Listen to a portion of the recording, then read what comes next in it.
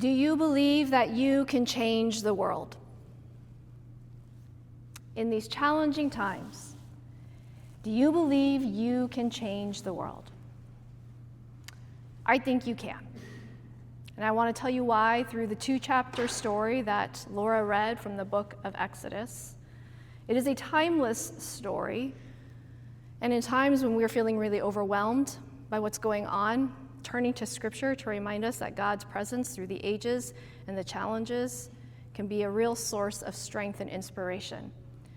So if you want, I invite you to grab the Bible. We're going to be looking just at Exodus 1, 2, and really gleaning from this story, the troublesome women. So chapter 1. Actually, let me pause for a second. Who's familiar with the story? Okay. All right, just checking. If it's new to you, or even if it is familiar to you, listen again. Chapter 1. A new king rose to power in the nation of Egypt. This king, like many rulers, was intent on increasing his influence and quickly found that fear and blame were very effective tools to control the masses. Exhibiting a remarkably short memory on his own nation's history, he designated the Israelites as the cause of many of Egypt's problems, conveniently forgetting that these same Israelites had helped build the nation. With calculation and cunning, he had them categorized as foreign threats to society, and soon the dominant narrative became that the Hebrews were having too many babies. The Hebrews were taking their resources. The Hebrews were potential terrorists who could aid their nation's enemies in harming them. Bottom line, the Hebrews were not like Egyptians, and they needed to be contained. Unsurprisingly, the label Hebrew became synonymous with anyone the state deemed untrustworthy, dangerous, problematic, or undesirable. You could say that the king thought of them as immigrants from shithole countries.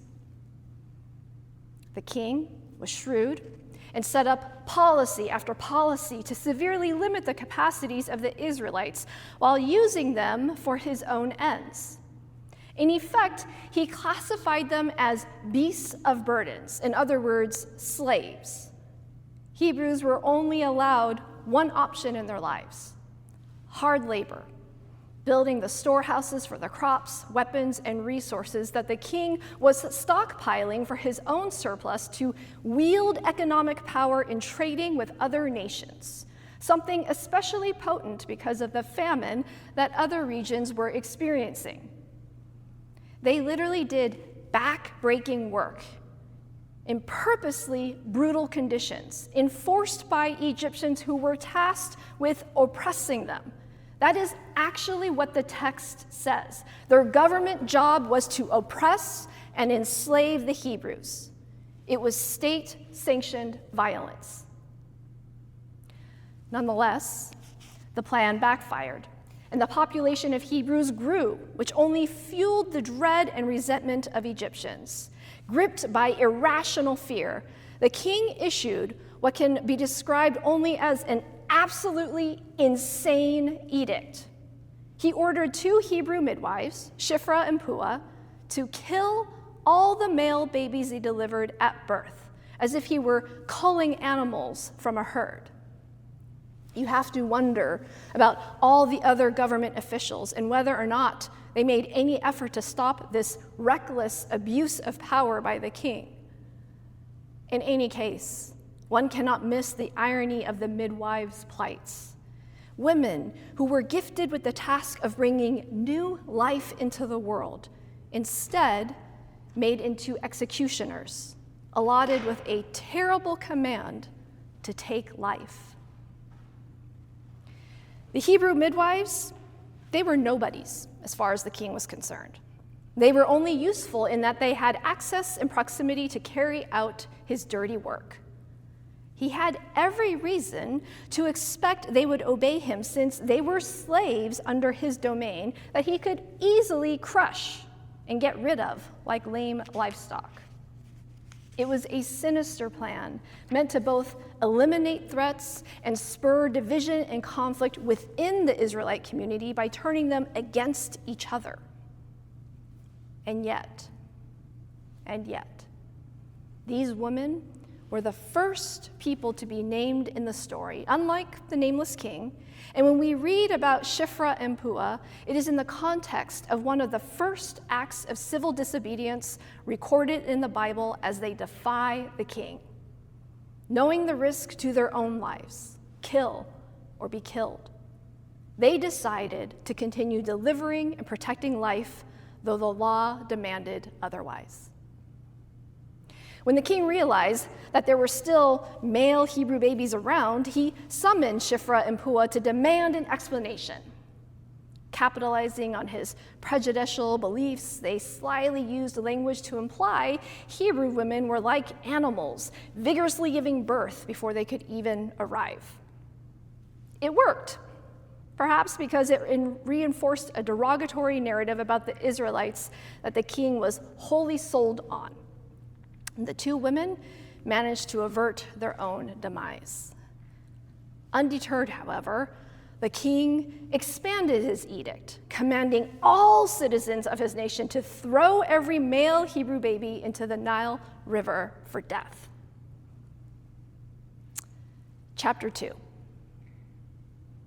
Some time passed from Shiphrah and Puah's daring act of civil disobedience, but the king's edict was still in force.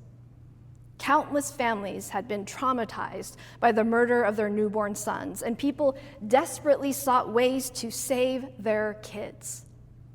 One such couple was from the Levite clan, who already had a daughter when a son was born to them. What should have been a joyous occasion instead became a frantic effort to conceal what had happened. It is hard to imagine the kinds of conversations which took place in that household as they hid their young newborn son. When it became clear they could no longer conceal him without dire circumstances for the whole family, the mother took her young daughter and the baby to the Nile River for Judgment Day. She knew this day would come from the moment he was born, and she had been plotting her own subversive implementation of the king's edict. She threw him into the river according to the law, but housed in a waterproof basket, lined not only with bitumen and pitch, but also with her love, hope, and a prayer. The timing and location were no accident. She knew exactly who would catch sight of her last-ditch effort to save her child. The king's own daughter. After instructing her daughter to stand watch to see what would happen, she returned home for the longest wait of her life. When Pharaoh's daughter caught sight of the basket, she sent her maid to fetch it. The sister watched from afar as she opened the basket and peered inside for a very long time. Hearing the baby's cries, she could not help but pick up and comfort him, likely what his mother had been betting on. And then she said, "This must be one of the Hebrews' children." Such an obvious statement, but powerful nonetheless. The princess knew exactly what was going on, her father's cruel edict and the desperation of Hebrew mothers. There was no other reason for a baby to be left in a basket to die on the Nile River, and she spoke the truth aloud. Sometimes calling a spade takes tremendous courage, and naming this truth meant she named what was going on: infanticide. As the king's daughter, she was expected to tip the basket over, or at the very least, push it down the river and walk away. She was a princess in the royal court, after all. But as she held the baby, in the absence of her father's murderous rhetoric, she paused to absorb the gravity of the situation. That moment was long enough for the baby's sister to step in and offer another choice. Shall I go and get you a nurse from the Hebrew women to nurse the child for you? Who knows how long the two daughters looked at each other with the loudest unspoken conversation ever going on between them. This was conspiracy. This was a crazy risk. This was her little brother. And finally, the princess answered, yes. And when the sister returned with her trembling mother, the princess placed the baby back into her arms, promising wages to feed her own child. It was both an incredibly huge and minuscule act, given the thousands of other babies being killed.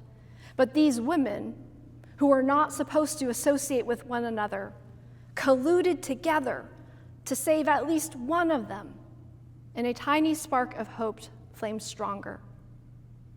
Over the years, they continued to scheme, and eventually the Hebrew child went to live with the Egyptian princess, the final part of their plan to save him.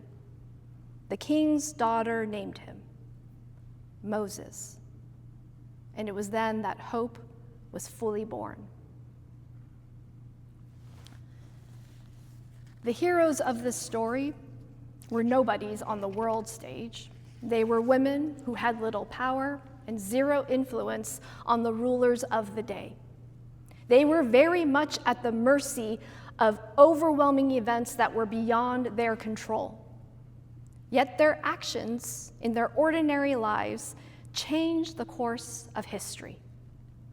Perhaps the defiant acts of two Hebrew midwives in the face of the Egyptian empire were what gave the mother enough courage to try an improbable plan to save her baby. And evidence of that wild hope embodied in a papyrus basket on the river disrupted the princess's normal routine enough to make her pause and consider a different way of moving forward. Maybe that was the moment that the sister needed to gather her nerve to approach the princess and save her brother. Though small on their own, each of these actions was significant and led to a child being saved, the child Moses, who would later help lead the Israelites to freedom.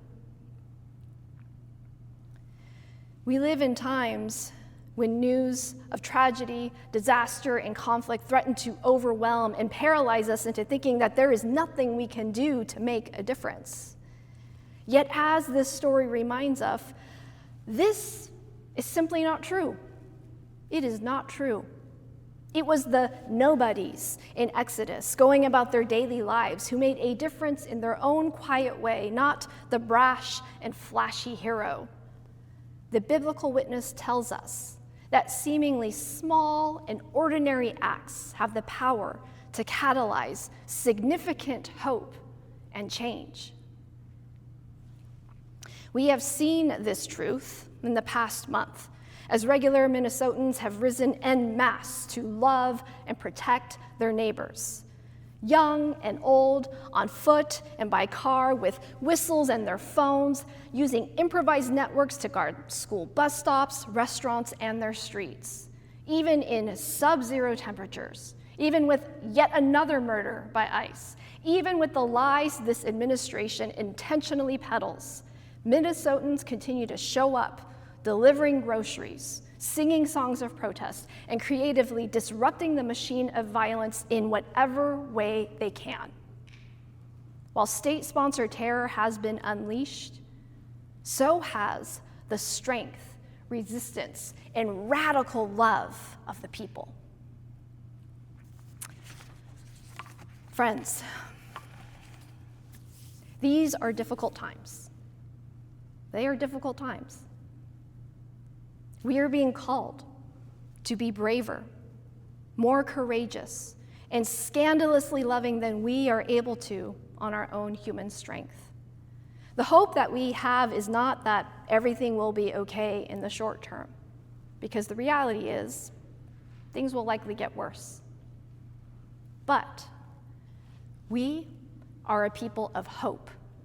We are a people of hope who have spiritual ancestors who faced incredibly difficult circumstances by trusting in God's love. Following Jesus is not about easy answers or the promise of a safe life. Following Jesus means we do not turn away from those who need help, from injustice, from evil. We stand firm to face it, fight it, and let God use our whole lives to bring transformation in our world. So let these women's stories from Exodus inspire and empower us to find ways to bring hope to the people that we are connected to. You never know what a seemingly small action can have. Talking to a person that you are not supposed to talk to, extending yourself to protect the dignity of someone, sharing your resources, however small they may seem. In those very acts, we are making way for hope to be born. Amen.